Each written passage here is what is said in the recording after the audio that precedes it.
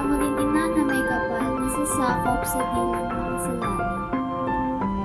Esposa mo ng Espiritu Banal, kaya't sa iyong mahal na sinapupunan ay nilalang upang ang ikalawang persona isilang sa mundong naghihintay.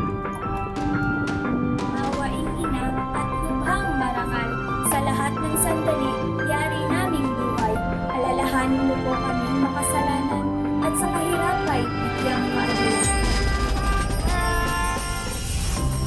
Kalulod at bukal ng dakilang awa, sumangmata namin ay padaluyin ng luha, mataos na pagsisisi at pagtitika italim, sa loob na sana'y mawala.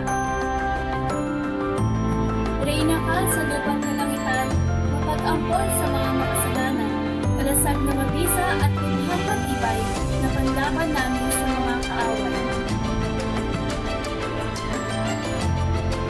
Ikaw na mapagtangkilik naming Reyna at Ina, lubos sa iyo ang aming pag-asa, sa pangangib ng katawan at kaluluwa. Ang kulitin po kaming makasalanan at pupupin sa oras ng kamatayan. Ang kaluluwa po namin ay buksan sa nilanasang pinto ng kalangitan.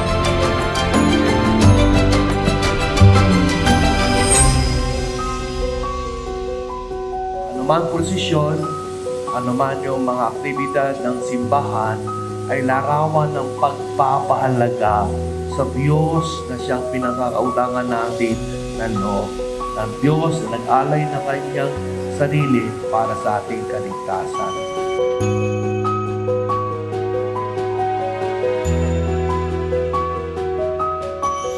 Binigay sa ating mahal na Birhen Maria upang manatili tayo sa Diyos, manatili ang ating pagmamahal sa Diyos.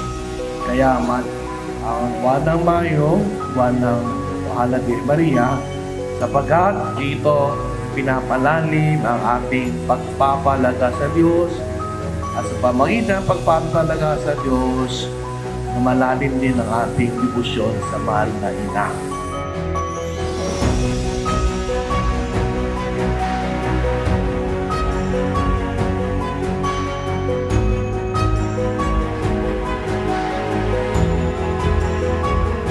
Sa epekto ng Santa Cruzan o ang Flores de Maria, marami ang mga kapatid ang pagmamahal sa mahal na Birhen Maria at patuloy na isasagawa ang debosyon sa mahal na Ina.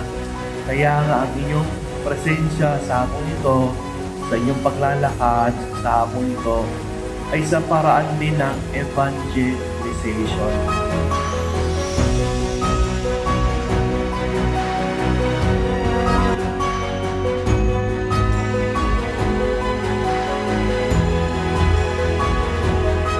Aming pamilya, kami po nagpapasalamat sa inyo lahat. Unang-una sa Hermano Mayor natin sa taong ito, ang aming panganay, si Kuya Rudolph. Palakpakan po natin siya. At sa lahat ng mga nakibahagi po ngayong gabi.